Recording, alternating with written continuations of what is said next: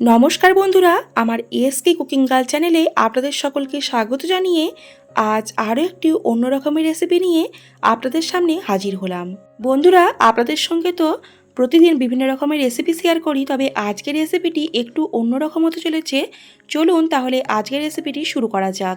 আজ আমি আপনাদের সঙ্গে টমেটো কেচাপ বা টমেটো সস রেসিপি শেয়ার করব।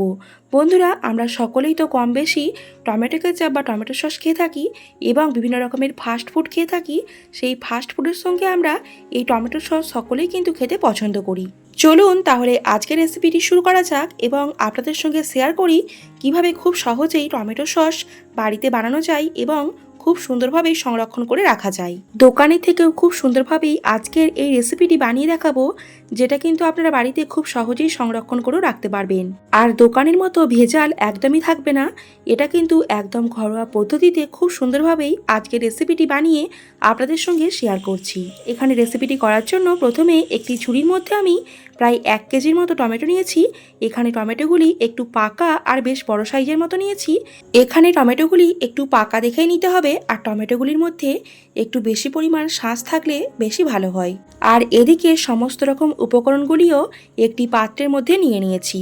দেখুন, এখানে 1 কেজি টমেটোর পরিমাণ মতো করে সমস্ত রকম উপকরণ নিয়েছি। এদিকে 7 থেকে 8টার মতো শুকনো লঙ্কা এবং 4 থেকে 5টার মতো গোলমরিচ, দারচিনি, এলাচ, লবঙ্গ এবং পরিমাণ মতো করে পেঁয়াজ, রসুন এবং আদা নিয়েছি। আর এখানে একটি পাত্রের মধ্যে আমি একটি বিটের হাফ অংশ কেটে নিয়েছি। এরপর দেখুন, এদিকে কড়াই বসিয়ে দিয়েছি। কড়াইয়ের মধ্যে আমি এখন কিছুটা পরিমাণ মতো জল দেব। এখানে একদম সামান্য পরিমাণ মতো জল দেব, একদম বেশি পরিমাণ জল দেব না। এখানে একটি গ্লাসের পরিমাণ মতো করে হাফ গ্লাস পরিমাণ মতো জল দিয়েছি। এরপর এখানে টমেটোগুলিকে এর মধ্যে দিয়ে দিচ্ছি। এরপর এই টমেটোগুলি এখন ভালো করে সেদ্ধ করে নেব। তবে তার আগে এখানে সমস্ত রকম উপকরণগুলি এক এক করে দিয়ে দেব। এখানে আমি প্রথমেই টমেটোর মধ্যে 7 থেকে 8টার মতো শুকনো লঙ্কা দিয়ে দিলাম। এরপর আমি এখানে পরিমাণ মতো করে 7 থেকে 8 কুচির মতো আদা দিয়ে দিলাম। এরপর আমি এখানে 7 থেকে 8 কোয়ার মতো রসুন এর মধ্যে দিয়ে দিলাম। এরপর আমি এখানে দুটো গোটা পেঁয়াজ 4 থেকে 5 কুচি করে নিয়েছিলাম, সেই পেঁয়াজ কুচি দিয়ে দিলাম। এখানে আমি 1 কেজি পরিমাণ মতো টমেটো নিয়েছি, তার জন্য এখানে এই পরিমাণ মতো করে সমস্ত রকম উপকরণগুলি দিয়ে দিয়েছি।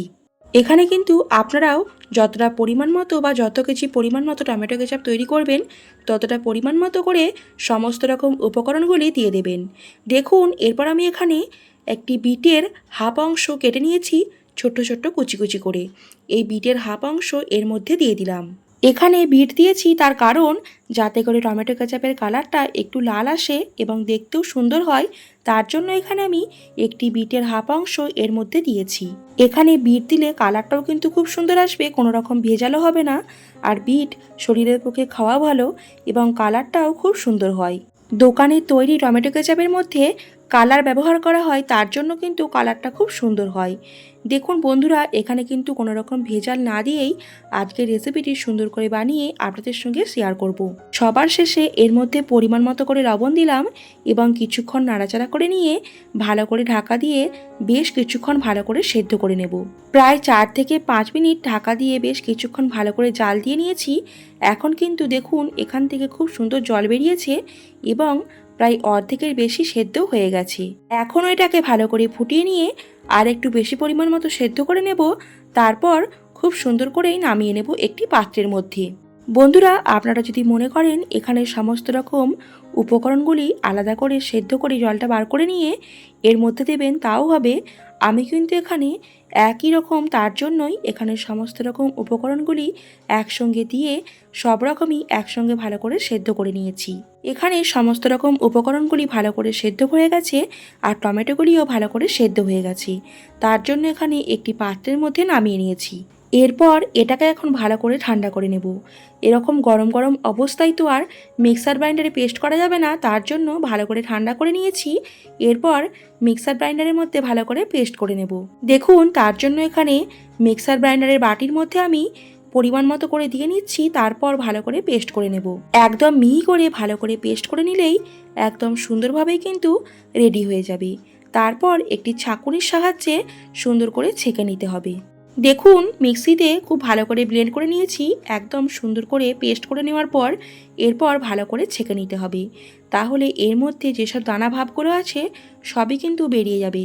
তার জন্য আমি এখন এই জালতির মধ্যে দিয়ে বেশ কিছুক্ষণ ভালো করে নাড়াচাড়া করে নিয়ে এই টমেটোর দানাগুলি এবং যেসব বাড়তি অংশগুলি সমস্ত রকম এই জালতির মধ্যে রয়ে যাবে এবং বাকি যে অরিজিনাল পেস্ট বা অরিজিনাল টমেটো কেচাপ সেটা কিন্তু বেরিয়ে যাবে।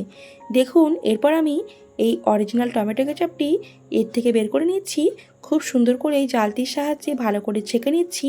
তাহলে কিন্তু আর কোনো রকম একদম দানা দানা ভাব থাকবে না, খুব সুন্দর একদম মিহি পেস্ট তৈরি হয়ে যাবে।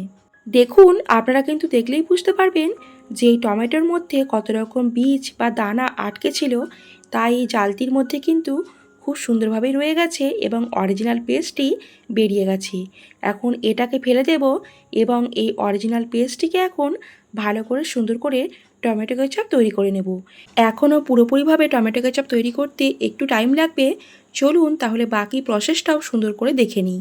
এদিকে এরপর কড়াই বসিয়ে দিয়েছি, এরপর কড়াইয়ের মধ্যে আমি যে টমেটো পেস্ট তৈরি করলাম সেই টমেটো পেস্টটি দিয়ে দিয়েছি।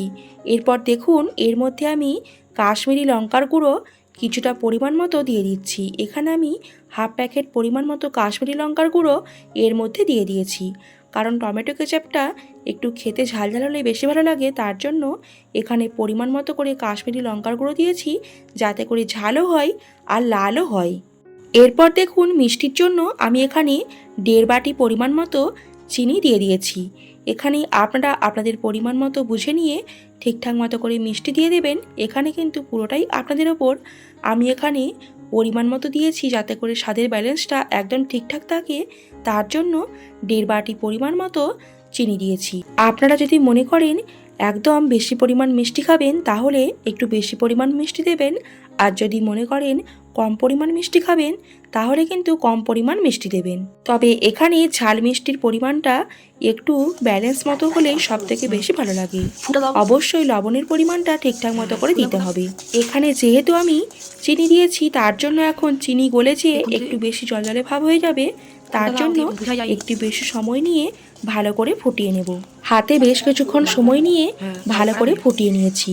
দেখুন বন্ধুরা এখানে কাশ্মীরি লঙ্কার গুঁড়ো প্লাস চিনি দেওয়ার জন্য কালারটা কত সুন্দর এসেছে, আর আমি এখানে বিটও দিয়েছি তার জন্য কালারটা আরও ভালো এসেছে। এরপর আমি এখানে 1 কাপ পরিমাণ মতো ভিনিগার এর মধ্যে দিয়ে দিলাম। এখানে ভিনিগার দিলাম যাতে করে নষ্ট না হয়। এখানে ভিনিগার দিলে কিন্তু বেশ অনেক দিন পরিমাণ মতো আপনারা ব্যবহার করতে পারবেন এবং বেশ অনেক দিন সংরক্ষণ করেও রাখতে পারবেন। এখানে কিন্তু বেশি পরিমাণ মতো জাল দেওয়া যাবে না, একদম অল্প আঁচে হালকা করে এবং ভালো করে ফুটিয়ে নিতে হবে। তবে যদি মনে করেন আপনারা এখানে একটু জলজলে ভাব আছে টমেটো সসটা, তাহলে কিন্তু এর মধ্যে হাফ চামচ পরিমাণ মতো কর্নফ্লাওয়ার দিতে পারেন। আমি এখানে আর কর্নফ্লাওয়ার দিলাম না, কারণ এটা আমার একদম টাইট ভাব চলে এসেছে, তার জন্য আমি এখানে কর্নফ্লাওয়ার অ্যাড করলাম না। তবে আপনারা যদি মনে করেন এর মধ্যে কিন্তু হাফ চামচ পরিমাণ মতো কর্নফ্লাওয়ার দিতে পারেন। অল্প অল্প করে জাল দিয়ে অল্প আঁচে বেশ কিছুক্ষণ ভালো করে ফুটিয়ে নিয়েছি, তারপর একটি পাত্রের মধ্যে নামিয়ে নিয়েছিলাম। এখন খুব সুন্দরভাবে ঠান্ডা হয়ে গেছে, দেখে কিন্তু বোঝা যাচ্ছে না যে এটা বাড়িতে বানানো টমেটো কেচাপ। আপনারা অবশ্যই কিন্তু একবার বানিয়ে দেখবেন, খুব সুন্দরভাবেই হবে এবং বাড়িতে বানানো এবং দোকানের মধ্যে অনেকটাই পার্থক্য থাকবে। বাড়িতে বানিয়ে টমেটো কেচাপ ব্যবহার করবেন, দেখবেন খুব সুন্দর টেস্টি আর লোভনীয় হয়। আর এরকমভাবে নির্ভেজাল টমেটো সস বানিয়ে বাড়িতে সবারই সঙ্গে পরিবেশন করুন। বিশেষ করে বাড়ির বাচ্চারা কিন্তু খুব পছন্দ করবে এবং সব রকম ফাস্টফুড দিয়েও খেতে পারবেন। এখন এই টমেটো কেচাপটি ঠান্ডা হয়ে গেছে, তার জন্য আমি একটি পাত্রের মধ্যে একটি কাঁচের জারের মধ্যে সংরক্ষণ করে রেখে দেব। এটা কিন্তু আপনারা ফ্রিজের মধ্যেও না সংরক্ষণ করেও রাখতে পারেন। আপনারা যদি মনে করেন নর্মালভাবে রাখবেন তাহলেও কিন্তু রাখতে পারেন, তাহলেও কোনো রকমভাবেই নষ্ট হবে না। আমি এখন এই কাঁচের জারের মধ্যে 1 জার পরিমাণ মতো টমেটো কেচাপ সংরক্ষণ করে রেখে দেব সারা বছরের জন্য। এই টমেটো কেচাপটি কিন্তু কোনো রকমভাবে নষ্টও হবে না, একদম খুব সুন্দরভাবেই পারফেক্টভাবে রয়ে যাবে। বন্ধুরা তাহলে আজকের রেসিপিটি কেমন লাগলো অবশ্যই কিন্তু কমেন্ট করে জানাবেন, আর নিত্য নতুন রেসিপিগুলি দেখার জন্য আমার চ্যানেলটিকে সাবস্ক্রাইব করে আমার পাশে থাকবেন।